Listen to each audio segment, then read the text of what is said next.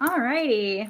So how's everybody doing today? We're so happy that you could join us. So I am Kat Carbonaro. I am the marketing director at Astro Loyalty. And today we have Lynn Switanowski with Pet Retail Helper. And so what we're going to do is down at the bottom of your screen, you're going to see a chat bar. You can add your comments, anything that you want to say in the chat. But if you have a direct question that you would like one of us to answer, go to the questions tab that is just to the left of the chat and click ask a new question and type your question in. And we'll make sure that they're all addressed at the end of this talk. Okay. If you miss anything, the recording will start to play automatically at the end, and everybody will get a recording emailed to them as well. All right, so without further ado, take it away, Lynn. All right, thanks, Kat. Yeah. Good afternoon, everybody. Thanks for being here.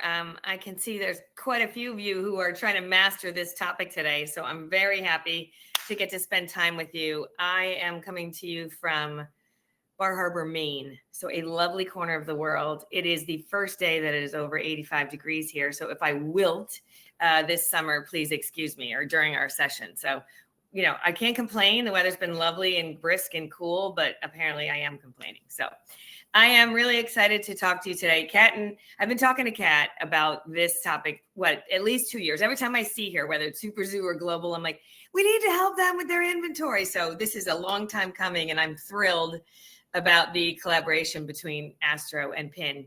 And I'm going to go on record right now.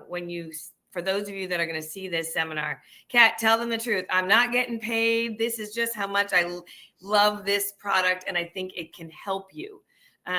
Because for me, we do inventory planning and strategic planning for pet businesses from $100,000 to $10 million. That's our background. And we focus on independents, we focus on chains.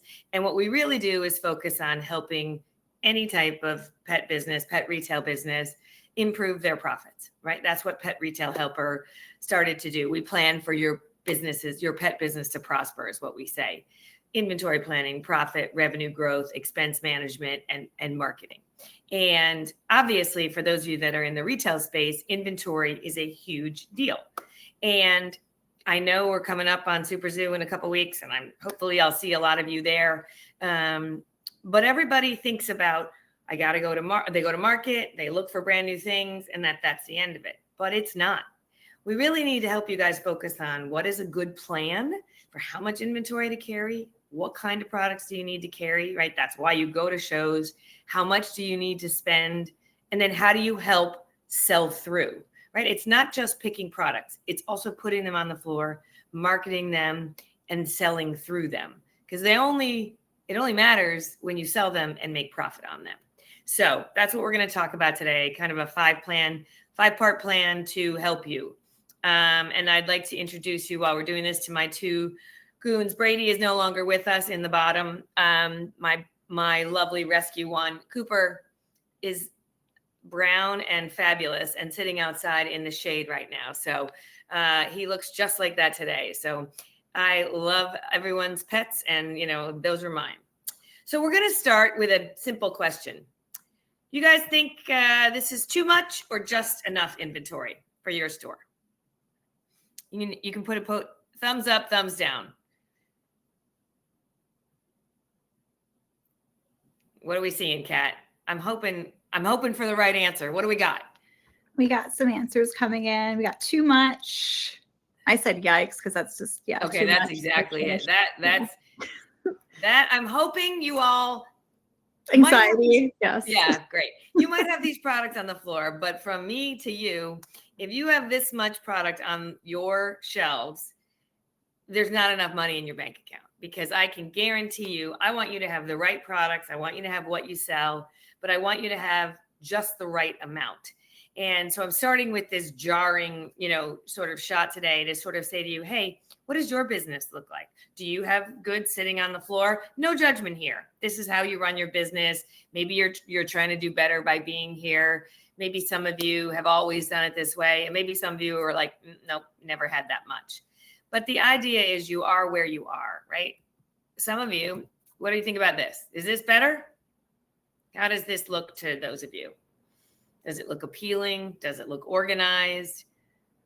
Right? Yeah. So whether your store is 3 times the size, whether it's half the size, it doesn't matter. What it matters is how you purchase the goods, how you support the sales that you're doing, and then how you merchandise it and market it to sell through. So if you keep thinking back sort of at the beginning here, if you're somewhere in between, great. If you're on this side, that's great. But we always want to focus on where do we go from here. So I want to start with a statistic. And this is the bottom line statistic that I want you all to get to. Today is July 29th. So in 2 days, it's going to be, right? Or 3 days, it's going to be August 1st. And August 1st, if I count 2 months from then, take your sales for the month of August, take your sales for the month of September, and that at retail. And that should be how much retail inventory you have. That is 59 and a half, 60 days of supply. Your goal for your business is to have less than 60 days of on-hand inventory. 59 and a half, fine, let's round it to 60. The way you calculate if you have enough or too much is, again, take 2 months of sales, in this case, August and September.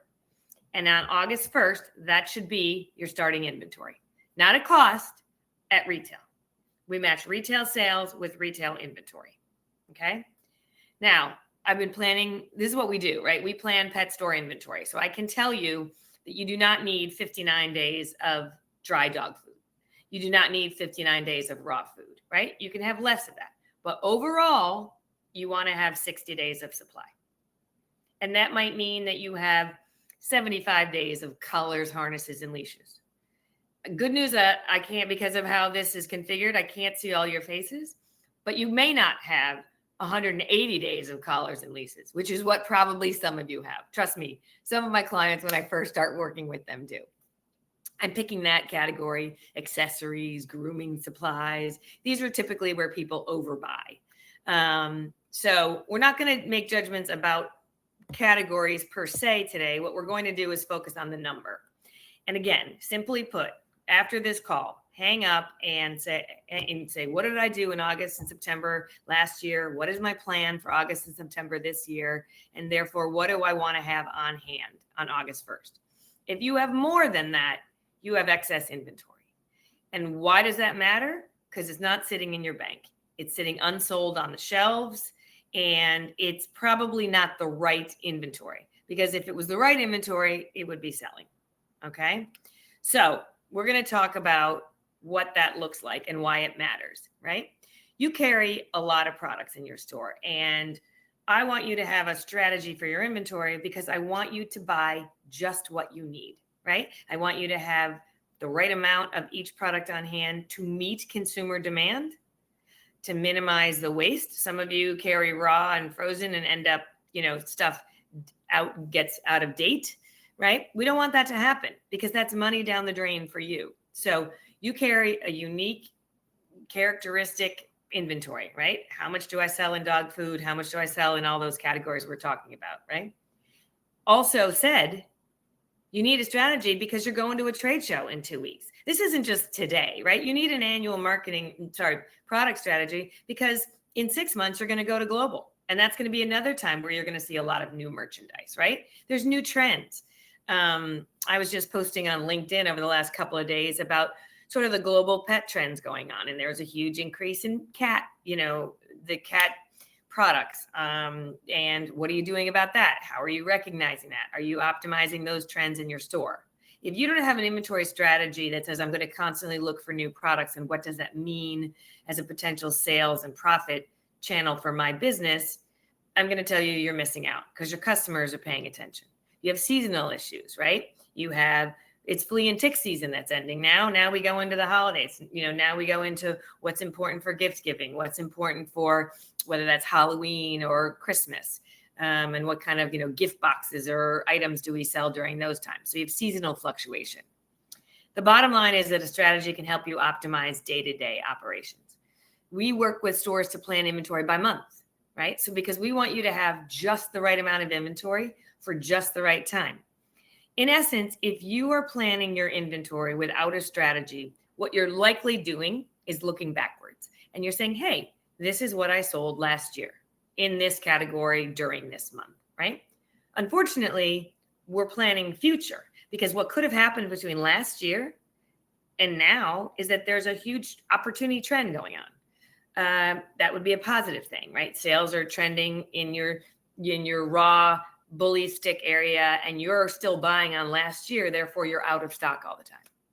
Another thing, conversely, which is going on a lot these days, is as the economy tightens up, people are buying a little bit less expensive food, right? They're feeling the pinch. They still want to come to your store. They still love the products you carry, but they need a little bit less expensive dog food.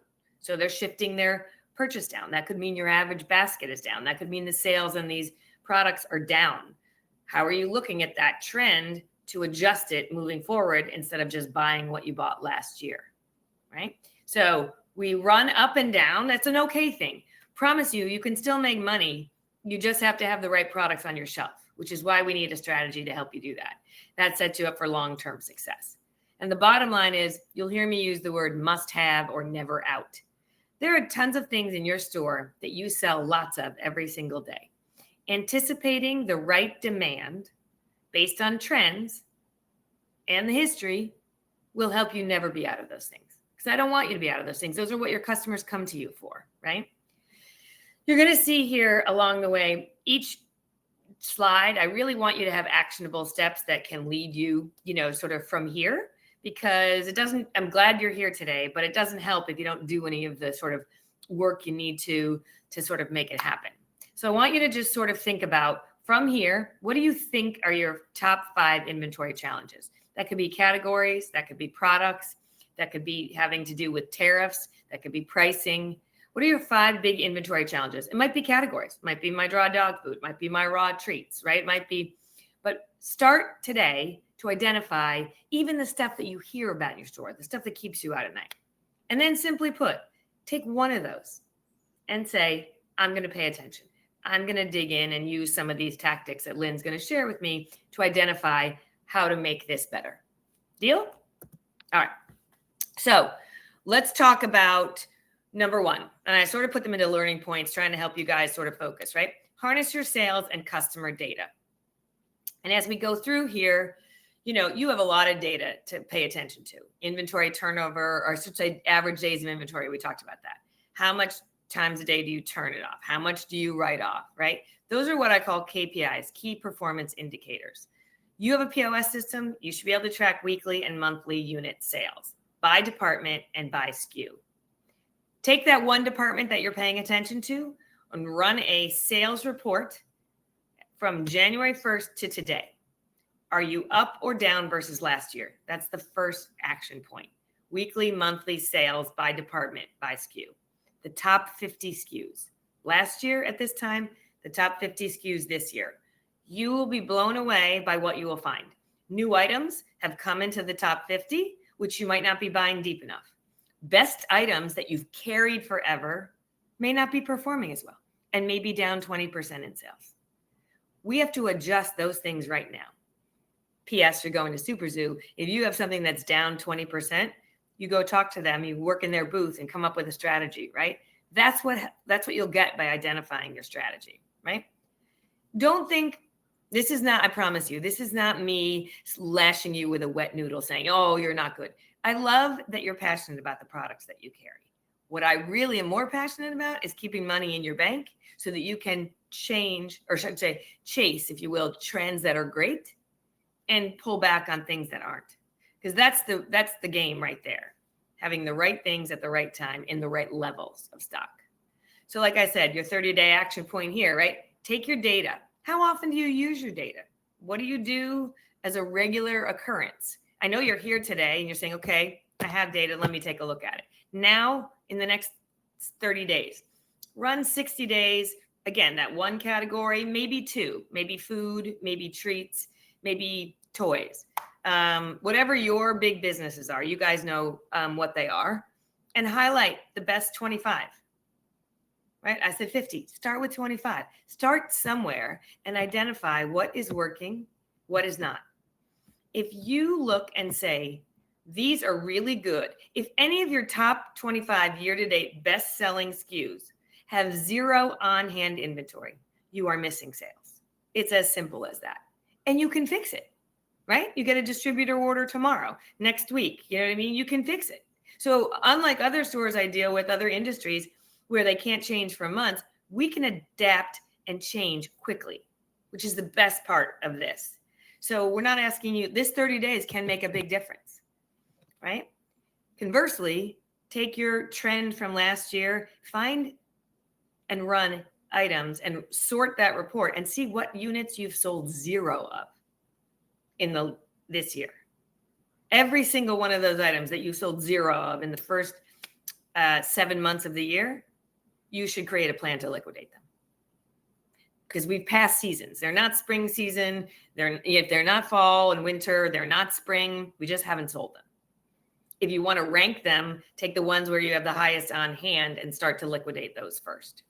You got 10 units on hand. You sold 0 in 7 months. That means you have 70 months of supply. Near as I figure, that's almost 6 years. We better get out of that now, right? So let's talk about what else you can do. I want you to listen to your customers. And you see, I'm very specific here when I say customer insights, because many of you will tell me, oh, I pay attention to my customers. I'm being funny here. They want 3-legged pants for their dog. You know what I mean? For their amputated lot. That's lovely. And I appreciate that. That's not a mainstream item. So that is, you don't have to buy everything they want you to buy. What you have to listen to is their insights. Again, some of these insights are, what is the data saying? What are they constantly coming back to your store for, right? How many things are bought more than 6 times a year? Raw treats, bags of food, right? Any special products that you carry, signing up for your classes. Those are insights. They're telling you what they like about your business. They're also telling you what they don't like by not buying it again and again, right? I get this all the time. You see this note here where it says, optimize impulse and high traffic areas. I want you to take those best-selling items and I want you to walk just from the report. And I want you to walk around the store and see where they are. Many times I hear this, oh my gosh, I have a best-selling item. It's in the back corner of the store. I get my customers to walk all the way to the back. That's your store. Maybe that's those customers. Great. Imagine how many people never get back that far and how many more you could sell if you moved it up front or double exposed it and put it in a higher traffic area, right? Many of you have older customers now. My 25-pound, 28-pound bags of food are in the back. That's not as customer friendly anymore. An insight would be, I'm seeing that people are walking out or buying smaller bags. They don't come back as often. They're starting to order it online, right? We got to pay attention to their customer behavior, numbers and customer behavior, because they matter. So what do, right? I just said you retrack. Put a list at your register. When someone says, I couldn't find something, create a list because you want to know what they're doing, right? Survey your top customers. Again, people that are top VIPs are better at helping you. What is missing? How do you feel about me adding new technology, wearables to the assortment? You know what I mean? Sort of instead of making a big investment. That's where if you have an active social media presence, you can kind of do a this or that on social media. You can do it directly to your customers on an email or a text survey. And again, where these items are in the store, sketch a a flow plan, right? A store flow plan, a planogram that says, where do these things need to be? So number 2, right? Obviously, I want you to have the right inventory. I want you to focus on what's selling. I want you to put it in the right place. Now, and I don't want you to, I'm trying to make light of this here, right? You don't have to carry everything. I promise you. You can certainly tell your customers, by your expertise, this is why we don't stock this. We find that these type of products aren't best for dogs. Your customers come to you for expertise. Let's focus on the expertise you bring them. And if there happens to be something that you don't carry, be genuine and show them where to get it, right? That would be how I would look at it. Because unfortunately, excess SKUs slows your turn and confuses buyers. Don't give them overload. Say to them, these are the best. I've searched the market and here's why I carry these. There's a reason for being, right? spend more money on the best-selling SKUs, right? Free up capital for your best sellers. Don't just buy a little bit of everything and then have it sit there. You would be better off having less and replacing them more, right? Your never outs, that gives you more money. When you don't buy extraneous products, you have more money for your never outs, right? Set up replenishment levels. On those top 25 items, what's the minimum that you should set up versus the maximum so that you're never out of stock? If you sell 10 units a week of your bestseller and it takes you a week to get in, business with them from the time you order right back, you need to have 10 to 15 units on the floor so you don't run out. And that's your minimum. Maybe your maximum should be 25 or 30, right? But having the money free by spending on less products, on the right products, allows you to do those things, right? I mentioned before, run a zero selling report. How much of your total inventory, pick a department, pick your total store, are in items that you sell zeros of? And I'm not talking last week. I'm talking 3 months, 6 months. Maybe you have some stuff in the back that's 9 months. And the reason that you know it's zero is that it's in a box and has been since last Christmas, right? Those are zero. And yet you still own them. And it's clogging or it's not allowing you dollars to buy something that's selling today. Make a point to cut 10 slow selling SKUs a week. Rank the vendors. Talk to your vendors at market. Audit your shelf space. Do you have the best shelf space for the best selling performing products? That's for the worst selling performing products. That's a problem. We got to get rid of those or move those. We want more of the best on track, right?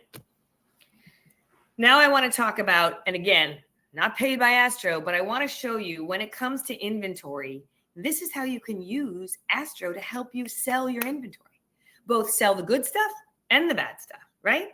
So Astro has offers, right, on any given topic or any category on any given month. How many of those are on your bestseller reports? How many of those do you promote with an Astro offer on a regular basis? How many do you have a plan to promote, right? I always tell my stores, this is another thing which we're not even going to get into the cost of doing marketing, and I'm not pitching their marketing suite, but I will say this to you. If you have not a lot of dollars to invest in marketing and you've got a platform here that can help you schedule marketing and help you send reorders and help you do emails and texts with the right product and the product you have in your store, that feels like a no-brainer because there's trends.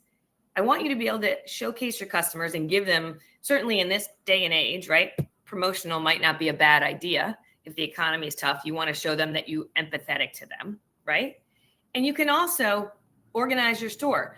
I was working with one of my clients the other day and I said, take all your Astro offers and put them on a table in the front that says this month's specials. Put an email together, right? That says, this month's specials.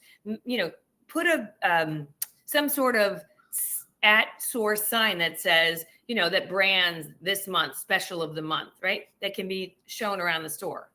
That's one thing, it's in the store. So that's a customer seeing it in the store. 2, you can use that for all of your marketing and social media activity. So here you have these items and we need to just pull them through. Cannot tell you how many times I hear people say, nope, I sent one email. It's multiple. It's many. It's let me send an offer. Let me remind people that I'm sending that I've sent the offer who hasn't used it. Create fear of missing out on that offer. Those are all the good ones. Conversely, your store is different than other stores. You may have an underperformer that there happens to be an Astro offer for. What if you put together an Astro offer on the liquidation side? I'm trying to get rid of this and give it one last push to go out the door, right? So you can do it on the great side, push good businesses even more. On the slow moving product, I want to liquidate it. Look in the offers and see if they have an offer for you, right? That can help you promote it that way. BOGOs, rebate offers, right? You want to incent customers to come back again and again, right? That can help you maintain your stock levels. So here's some ideas, right? You can get redemption data, right? Help understand what's working for your store. Talk to a local, I said next level, invite your rep to come in, do a look at, I'm sending Kat to all these stores around the country, but I've Zoomed with her before. She'll Zoom with you. You can do a FaceTime. You can do a walkthrough, your local rep, right? The idea is get a partner that can help you identify what's good, what's bad. Ask them what's working. They have thousands of, customers, North America around, that can help you identify what works and what doesn't work, right? And I'm just giving you some ideas. There's probably lots of other ways besides that you can use, the offers that they probably have a great way of showcasing with you. So think about Astro as a tool to help you sell good size inventory. And I use the word right size here. More of what's good, but less of what's not working. Okay. So I want you to have this mantra. I'm going to use this a couple of times here. I want you to think, keep, cut, or promote. Keep, cut, promote. Be lethal. Be brutal. Be honest. You guys chose products. Most of them are good. We would spend all your time talking about the ones that are bad, right? I know that because you're like, you just tried something new and it didn't work. Expression that I would love you to walk away. Keep, cut, or promote. Is it that good that I keep it?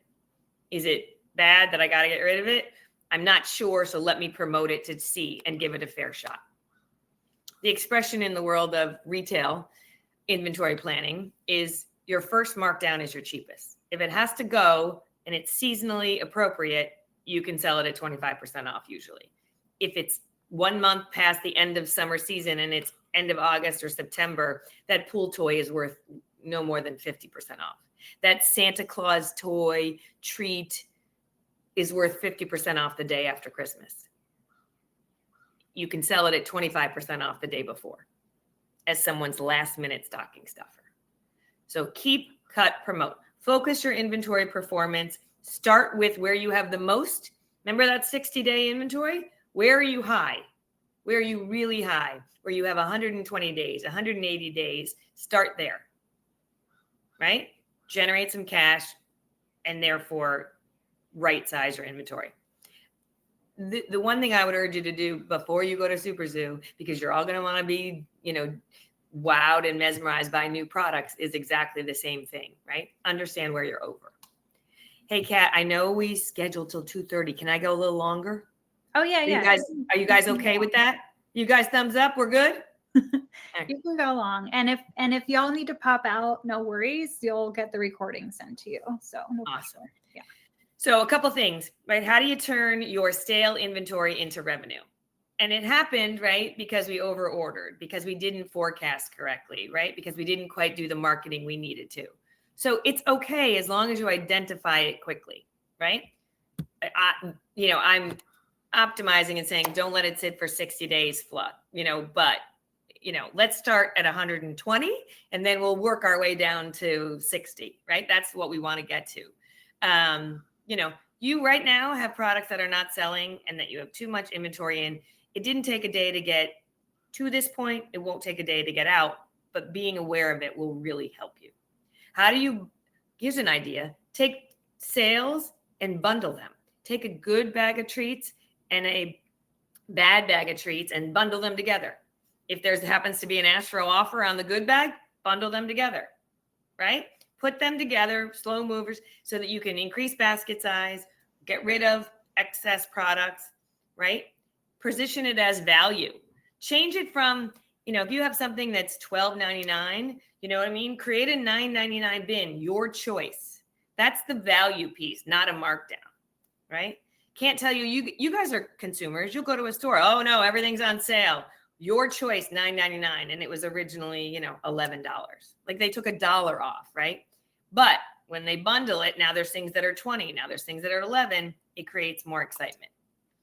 So take a look in your next 30 days. What can you do? Maybe you come back from Super Zoo. I know we're just on it, but if you don't go to Super Zoo or you're coming back, identify what your dead stock is. Create a big event. You got Labor Day, right? Make it a 10-day sale if you have a lot, 2 weekends included.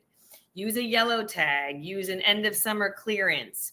Tie it to local festivals and fairs that you have in your town. the pups are going back to school sale. Make it fun. Tie it to your kids going back to school. Tie it to what to work in your town. Football team, local baseball team, right? Make a fundraiser for your local charity and donate a proceeds to them, right? 1 week at a time specials can help you with quick moving results. You want to keep your customers entertained. You want to keep them engaged. And if you run something for too long, they get bored, right? Run a fun internal contest with your employees to bundle, to see how many things they can bundle. For every 2 or 3, 4 unit sale, for every item that they can add on to the sale, give them run a contest at the end of the week. The person who has the most prorated, if they're full-time or part-time, gets $25 Starbucks gift card. You give the team a free lunch. So internal, external, promotional, right? Again, another must-have here. Do you remember? Keep, cut, or promote. And then mantra of the day, I must clear old inventory. It is not fine wine. It will not get better with age. Just move on so that you can find the next latest and greatest thing, right? You'll improve your cash flow. You'll help your inventory stay fresh.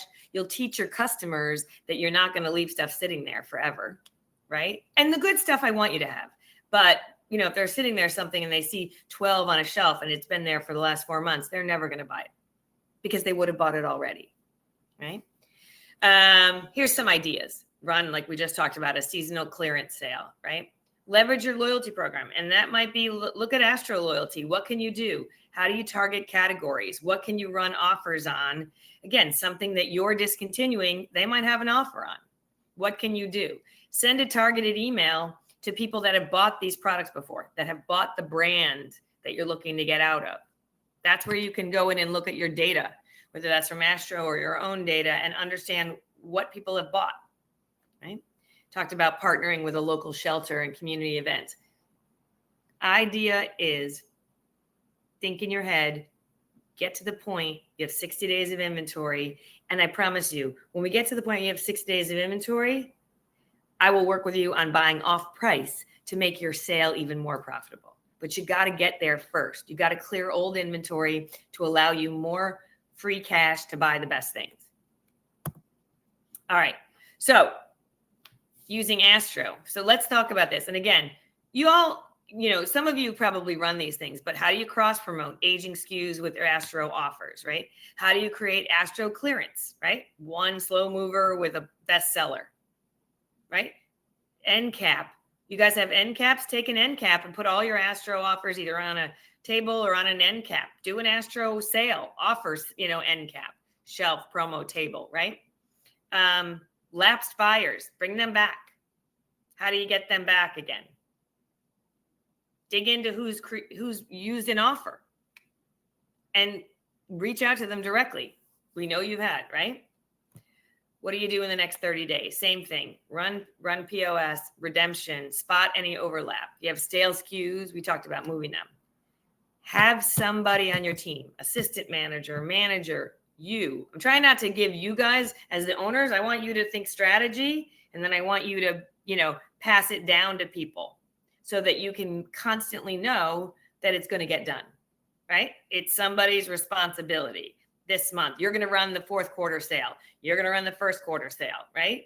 So you want people to get, trained to have another, more experiential job, to get promoted. That's a great way to start, right? You have people that buy Astro offers occasionally. How do we get them back? Let's re-engage them, right? Use one of these things. All right. Now let's talk about some data for how to market. You have lots of inventory on hand. I want you to only promote what's in stock, right? So how do you find your right levels to run a sale? We know that. You run your reports. You see how many you sell in 30 and 60 days. You set up the right levels. If you're trying to liquidate, then you run things like while supplies last, right? In-stock merchandise only. No special orders, right? So you can create data points on what you've sold, how many you're going to sell, what your customers want from you, colors, sizes, things like that. Use your data and then market it to either drive sales on something that's good or to reduce what's bad, right? And then all of you have weekly, let's call them sales. You have monthly sales, you have items, right? Item of the week. I see all your emails, whatever. How are you promoting your Astro offers with those things? Don't forget, once you send an email, once you send, an offer out, you can attach that to your social media, attach it to your other emails that go out, remind customers. All right. Talk to your team, set a goal. How many of these units do we want to sell with this offer? That's a big opportunity. I was talking to Kat today about, hey, what's the goal here? How many people are going to be here today? Like, what are we, right? You guys have to have targets, have opportunities, right? If you like this, and I know personally, when you go to shop online, if you like this, you might want to buy that. How do you do that in your store? If you buy these treats, you might like these items. We happen to have an Astro offer on them, right? So last point here, right? Align inventory, customer. Please use the tools. I can't beg you enough. I've given you lots of different ways. Whether you are going to walk away here and say, these are all great ideas, I want to use them, and I'm going to get better with Astro, great. That's a good way to start. But I'm reminding you, there's ways to do it to build loyalty. You want to prioritize loyalty, right, for repeat sellers for products. So if you have an Astro item that is that good, how many times a year are you strategically running that offer? How are you building more customers to come to that offer? How are you teaching your team that this is a big deal offer and it only happens once, twice a year, right? Twice a year, let's say. How do you promote that and make sure that you optimize it? How do you work with the brands? How do you work with Astro to get the signage? How do you get the emails, the schedules? You can make these things bigger. And for all that, I'm not negative about the economy. I want you to hear that. I do think there's a pullback happening for some stores already, and which means everything that we're talking about here is kind of what you're going to have to do just to stay even, just to stay relevant, right? I want you to liquidate bad, slow selling products, non-selling products to generate cash and then not rebuy them. I want you to right size your inventory so that you can have the things that your customers want today and not what they used to want last year. I want you to use your Astro offers and marketing as a way to boost that business, right? And remind yourself that your store is might sell different things. You might have more, Gen X, Gen Y customers, and you might want to carry more tech products, and the store down the street or in another town only wants to sell treats and, Astro food offers. That's okay. You're all different, but you can bundle them with the data you have about your customers. You can set targets and track the results. You can teach your staff exactly. If you have a marketing person on your team and they're not on this call, please forward it to them.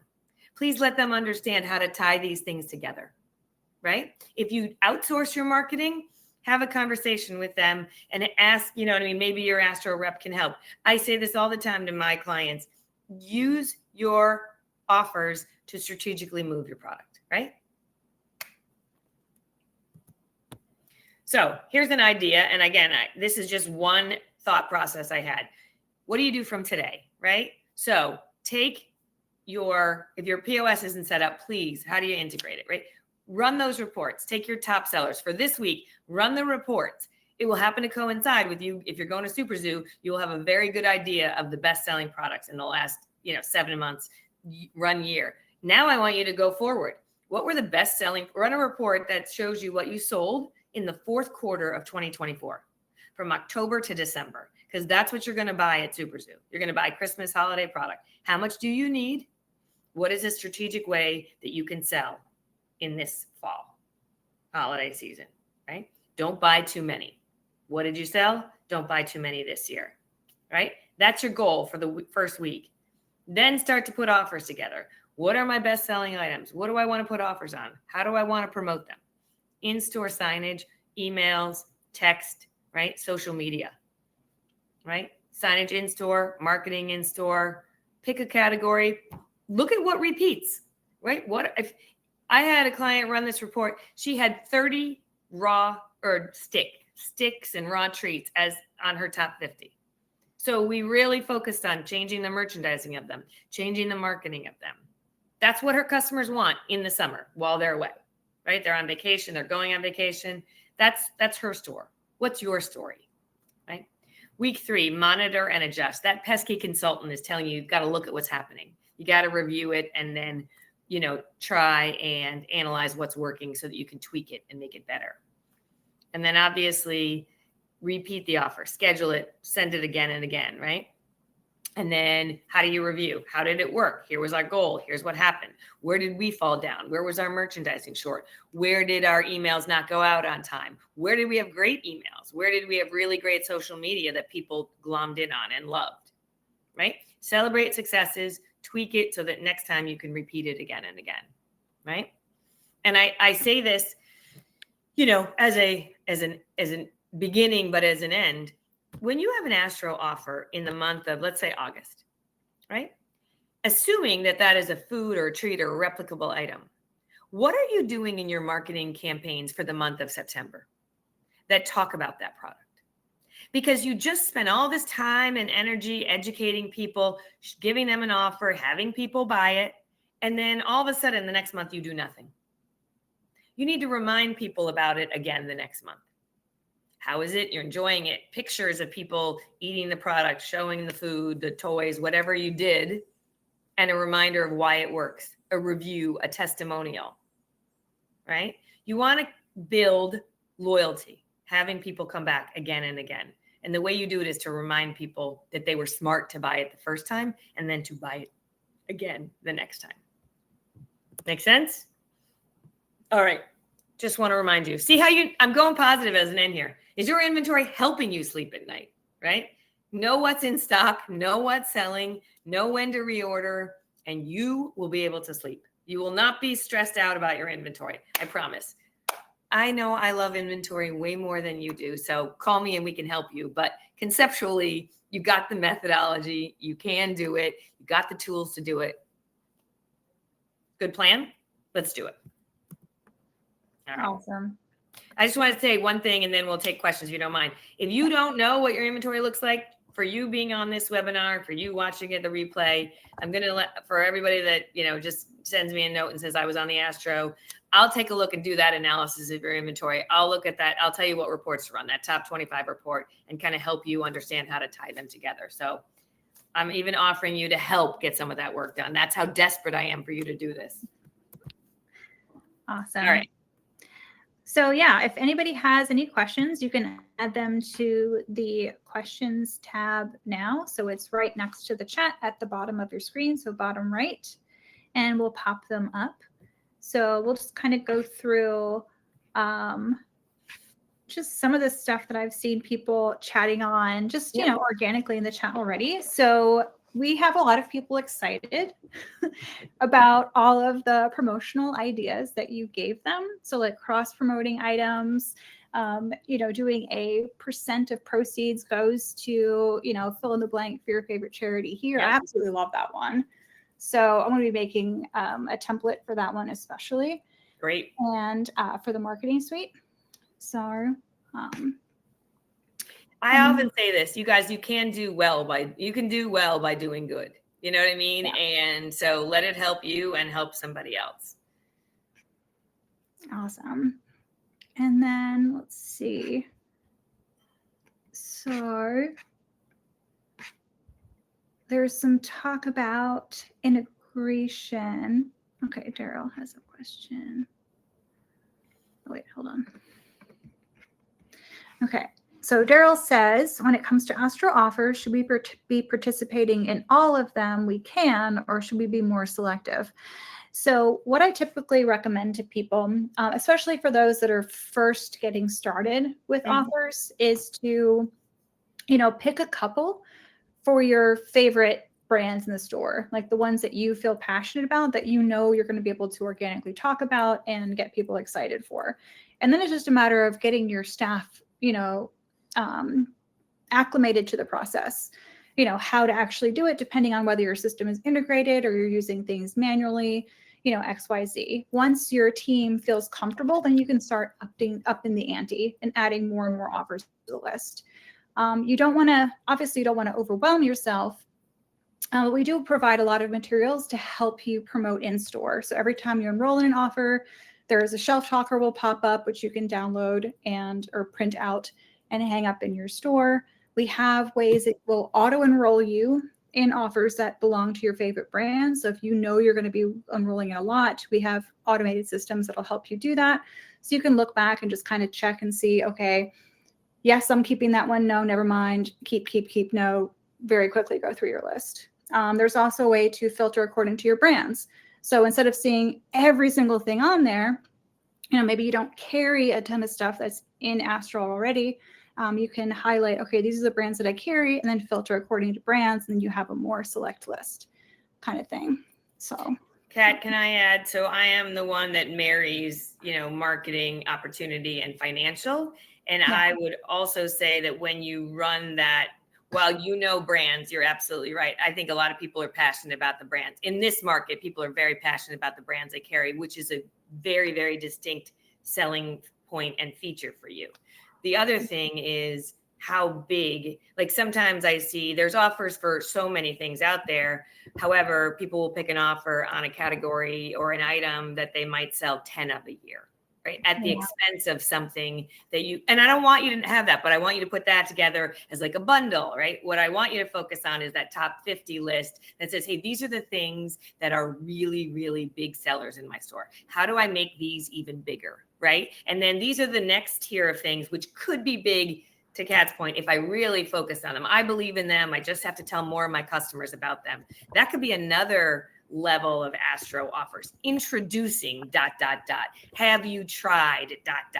right? And all these things, so that we love this. Try this. Here's an offer. So you've got really good ones that you can make even better. You've got middle ones, which really are the opportunity, and you'll find that to be the case. And then what I kind of want you to stay away from, and again, that's why there's so many offers that work for so many stores.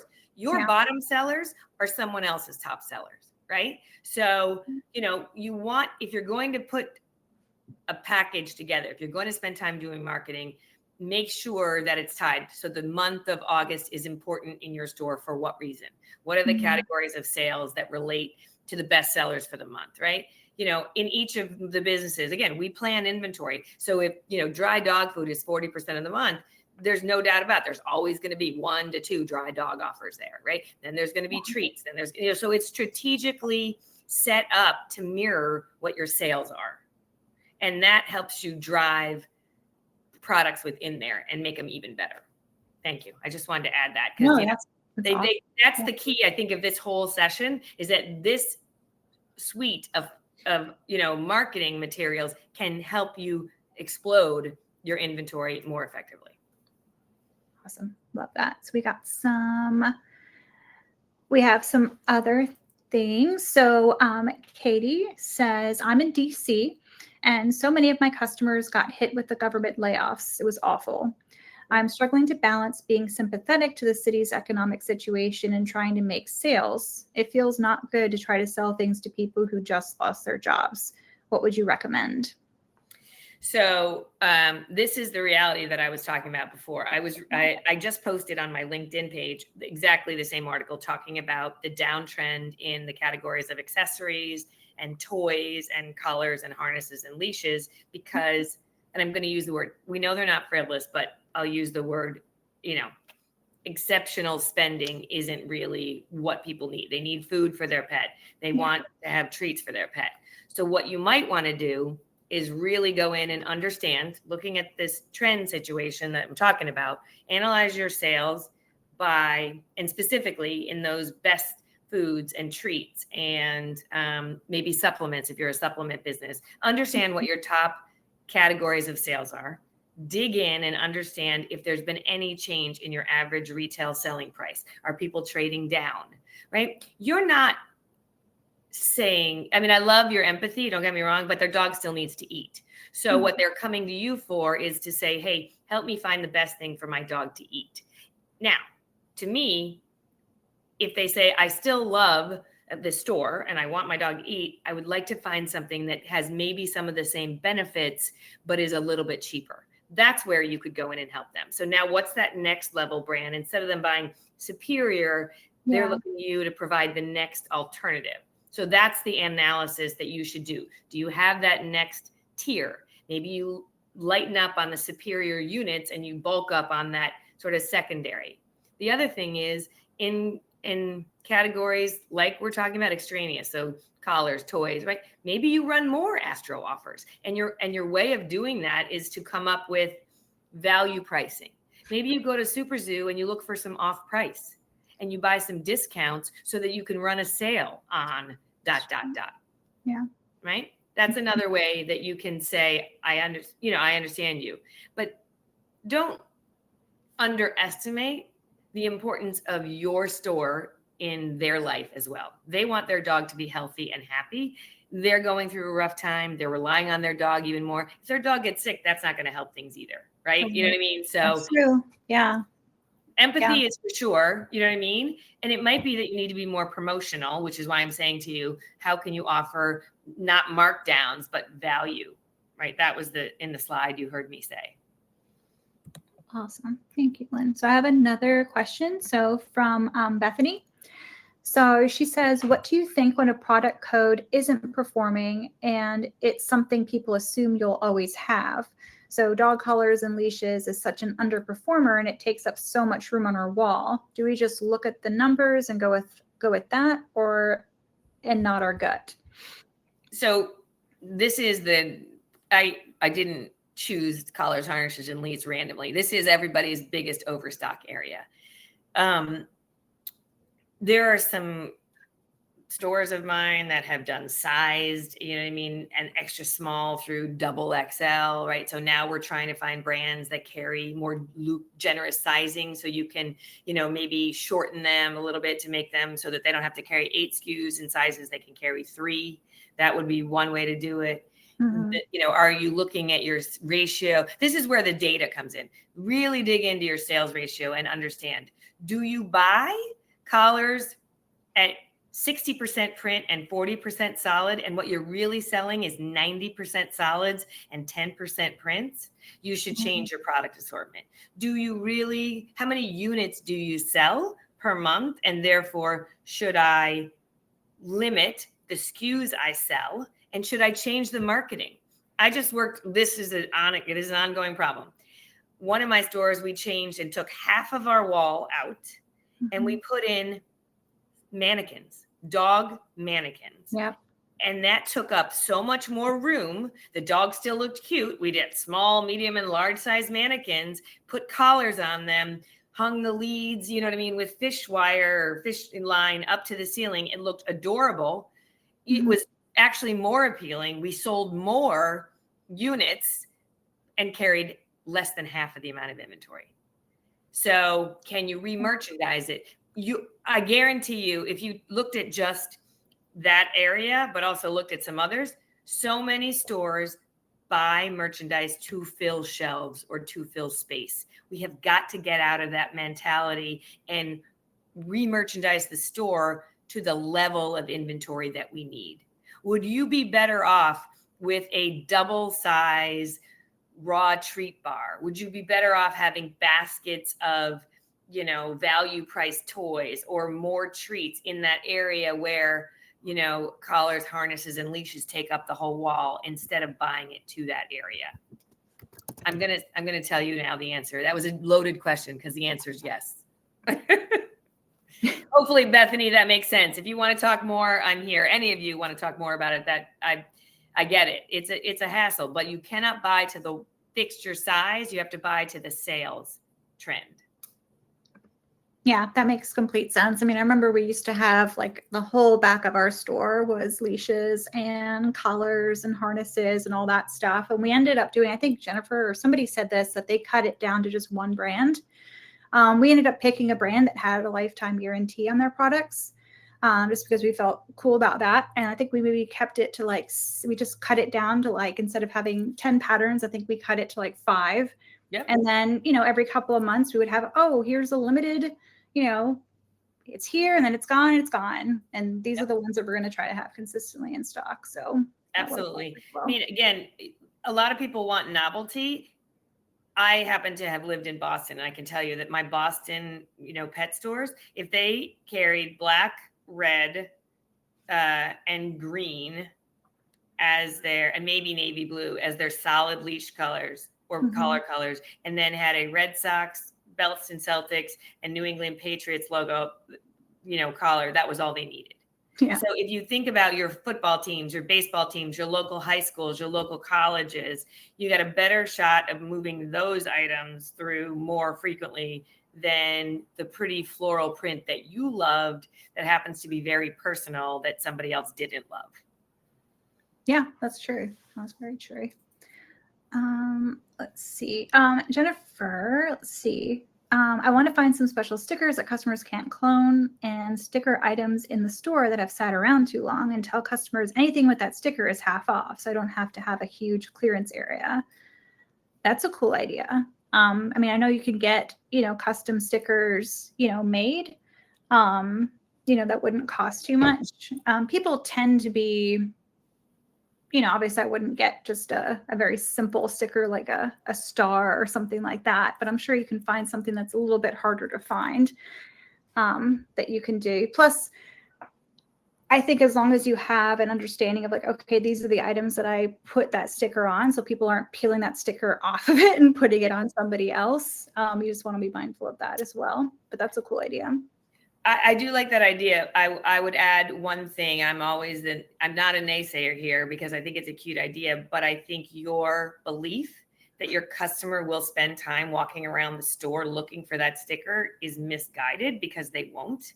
You know what I mean? It makes more of an impact to have a clearance area for a shorter time period and create a fear of missing out moment than to, you're better off on the shelf talker to do a special sale, a August only value, you know what I mean? Limited time. And if you're really trying to liquidate, what is the product that is good, that's at 25% off, and that is bad, that is at 50% off, or, a dollar price point. It doesn't have to overwhelm, but your customer, just because you want them to, is not going to walk around the store. Everybody's busy. Everybody might love your store, you know what I mean? And absolutely loves the experience, but they're busy. And therefore, what you're doing for them is creating a focused area to say, hey, this is what we have. And, this is the best of the best. Or again, buy it today before it's gone. So you might want to try a little mix of both of those. Yeah, I would definitely experiment.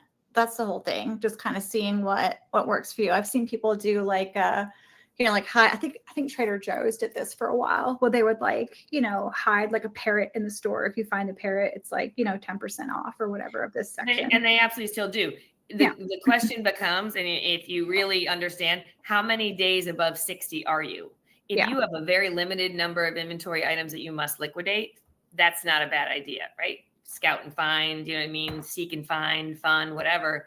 If you are at 120 days inventory and you've got double what you need, now you have excess. Now it's like you got to just rip the Band-Aid off and be hard and fast and get it done, so that you're not dribbling with this for months and months and months. It's a good idea. Let's see.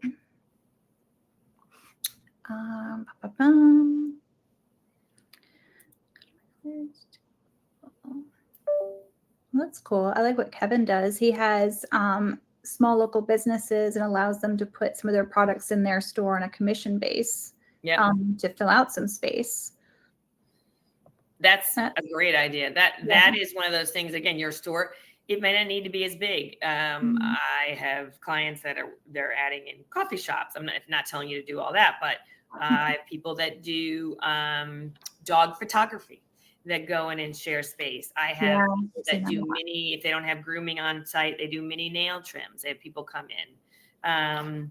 So your key is to have flexible space so that you can roll out a rug, that you can do like a turf and do a fun event in the store. Put a small turf, a 10 by 10 turf with a small picket fence, and have a meet and greet. Have have a yappy hour, something like that. That's awesome. All right. Anybody have any other questions that you would like answered? We still got some time.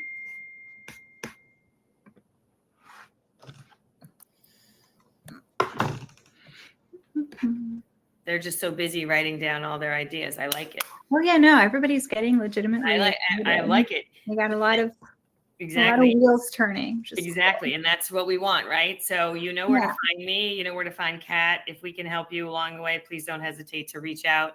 My email is there, and you know where to find me. I will be at Super Zoo. If anyone's going there, we're actually doing an inventory talk, ironically, at Super Zoo as well. So if you want even more ideas, or you want to come share with me all the good ideas you implemented since then, that'd be awesome. Oh, I have another question, and I have another. So Katie's wants to ask a question, and I have one from Rich. So Rich asks, we have a limited amount of space and do dog and cat retail only. Any recommendations for maximizing space? Yes, I would tell you want to go up. So things like, what can you put, higher up? Like I have stores in the city of Boston that are less than 1,000 square feet, and they've got library ladders, and they put things up there. They've got fixtures that look like the Christmas tree fixtures that are, circular and have all kinds of toys in them, so that they're not pegged on a wall. They're just, from the top to the bottom. Oh, yeah. They've got cube units that have, their treats in them. You want to look, and who's a great, I mean this all the time, go to big cities and look for Boston. There's a great store in Boston. It just got sold actually to a competitor because they were doing it so well, called the Fish and Bone. It's in Boston. Oh, yeah. She's the one that does up. They do a lot of delivery. So you don't have to take up room with your 28-pound bags. You got one on the floor, and then they have them in the back, and they do delivery. That's go to New York City. There's a lot of really great merchandising in stores in New York City. So you want to think up, and again, 60 days of supply, right? What do you need to do? How do you need to do that? Awesome. And I have a really good question from Melinda. So she asks questions about clearing out. So how long to keep it if it doesn't sell? And what do you do with it after that time period? Like, what is a good, like how on sale for X amount of time? When should I just let it go? Well, there's a big, supposition here that you found the right price. So many times I get to people and they don't ever go below 50% because they're like, that's what I paid for it. However, that's not what your customer wants to pay for it now. So you have to figure out if you've gotten to the right price. Like, have you done $5 buckets? Have you done $10 buckets? Have you done buy one, get one free, your choice, pick anything in here? So you might want to think about those. Great, you've done all that. Perfect. Then the answer is, if you tried all that and there's still too much, you would want to box it up. You'd want to make a donation to a local SPCA or to a local charity. And you might want to include your customers. We've got some excess things here. Do you have a rescue that you love? We'd like to donate some to help them. So make your customers, part of the solution. And the other thing is, it looks like I like this weird one-off stuff. No, Melinda, you loved it. It was too forward for your customer. Yeah. What about a Goodwill? That's another one that you could do. Animal rescue, like if there is a fish rescue, if there's an animal rescue. So you could try those. And then we have Katie. So many companies have raised their prices and MSRPs. A store in my area has not raised prices, and we sell some of the same products. I'm paying the new wholesale price on the brands. I have not raised my prices since they have not, and we are close to each other. Should I just follow the company MSRP and raise my prices, or wait for the competition? Isn't that kind of like a hoax? Because shouldn't the other store raise because they're MSRP, right? That's like... Yeah, but the thing is, and I'm very disappointed in how some pet manufacturers are choosing to deal with this. They're passing on the entire the entire tariff, and I think in some cases they're actually making out. And I know they're making out much better. Yeah. So I think you have to look at your categories of business. I think you have to look at your overall markup. Yeah, do I think they want you to charge MSRP? For sure. I'm not advocating to be a rebel. What I am asking you to do is to understand how they have helped as a manufacturer, how they have supported your business. What are they trying to do instead of just passing on the tariff costs? How are they trying to support your business in other ways? And then, the other thing is maybe you don't compete on all products, so you could figure out what you want to do on non-competing products. And yeah, I understand. I see you here saying they didn't raise their prices. And that may be just their choice, right? It is a suggested retail price. So technically the wholesaler cannot mandate that you take those prices. It says, right, manufacturer suggested, because otherwise that would be collusion. Okay, so it's not right? That's price fixing. So I do think you should look at how much of your product it affects. I don't know if you're comfortable talking to your competitor and seeing, you know what I mean? I think you're in it for the right reasons. I think you're trying to be fair to your customer. So I love you for that. I'm happy to take this offline because I'm working with a bunch of stores on the same thing. I'm sending them to Super Zoo with the idea to get a lot of discounted goods, and that could be off price on various categories to try and offset some of their lost margin in these key categories. And I don't disagree. You know what I mean? You're going to be higher and you're just going to stick out. Can you get another $1 or $2? Is it worth it? If you're not going to go to MSRP, why move at all? That's the other question you have to ask. But, and now you're typing in here. Do you have any idea if it's 5 items, 10 items, or 500? right. That's the question too. So we have 2 more questions, and then we're gonna stop it there. At the end, I have a link that actually, let me share it now. So Lynn has a link so you can take their business health quiz. And let me share that on stage. So if you click that link, that will take you to her business health quiz, and you can take that quiz. You can also connect with Lynn via her website there, which is where that lives. And while y'all are checking that out, we're going to answer these last 2 questions. So I have, so we have one from Rebecca, and then I have one from Kelvin. So we'll start with Kelvin. So Kelvin says, here in Canada, we've been experiencing customers buying just the essentials for about 2 years already. As a pet specialty store, we aren't looked at as a store where people shop budget-orient brands. How do we get higher margin items selling again? Do we promote food only or treats, etc.?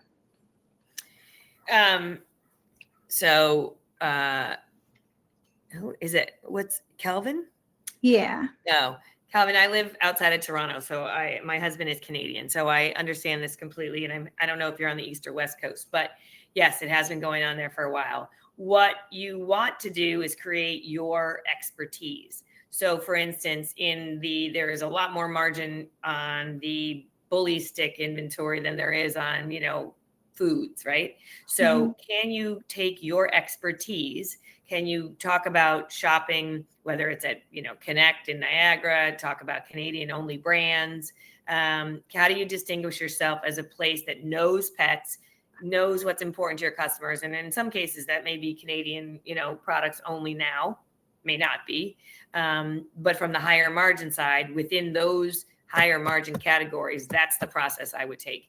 Why are you suggesting them? We find that these supplements are better and they're the best in the marketplace, and that's why we have them for these reasons, right? They're whatever, and they happen to be higher margin products, right? So tie in what you're really good at, which is understanding new products, understanding the health and well-being of pets, because you're a specialty store, and then focus on keeping the overall health and well-being of the pet going, which is what you do. And in that, some of those are higher margin items, obviously, right? Treats and specialty treats, supplements, toys, enrichment toys. So instead of just promoting toys, you promote enrichment toys, right? Wow. That's a well-being, health and well-being business. And those are kind of more action oriented. You want to focus, I'm not saying, treadmills, don't sell, pet treadmills, but you get the idea that there are more items in your store that could position you as an expert and that happen to have more margin than just food.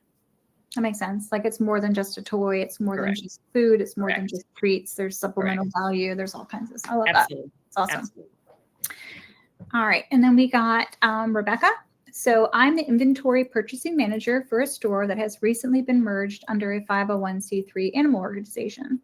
We're still dealing with old stock and a store that is in the process of updating old shelving, old flow, some new areas that have been updated, etc. How can I effectively find an area to showcase products, sales, as well as keeping things fresh? So I guess like location wise or like. Yeah, I'm not sure when you say find an area. So if you are, do you have fixtures in the store? I guess we start there. Because if there are fixtures and they're going to be replaced, that's one thing you can, you can put burlap on them and make them look interesting until you get the new ones in, sort of create, you can do signage differently. You can take your old gray, fixtures and paint them and then sort of new, so that's the first question is what kinds of, you have old shelving, how long until it goes away? I had somebody, you could look online and find a store that's going out of business and some temporary fixtures. If you don't want to spend money, that's what I'm saying, sort of use the ones you have to repurpose until you're done with the new area. How much sales are you up against? How much, it seems like you've been merged with a 501c3, so I'm not sure that they probably have a ton of retail sales history. So make sure that you have the right products. So you could do food on pallets. You could, that's more interesting. You could do food on tables.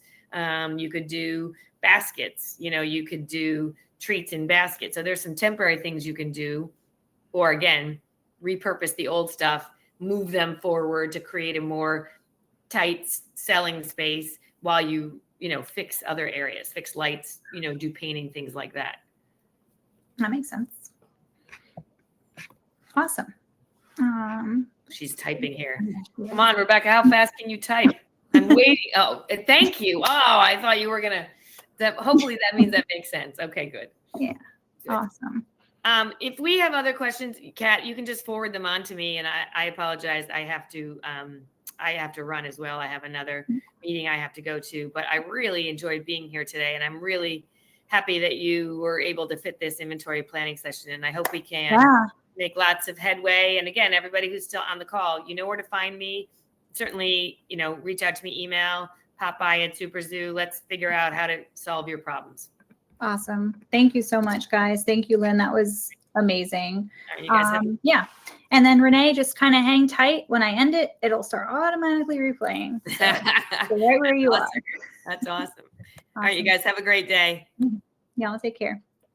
Bye.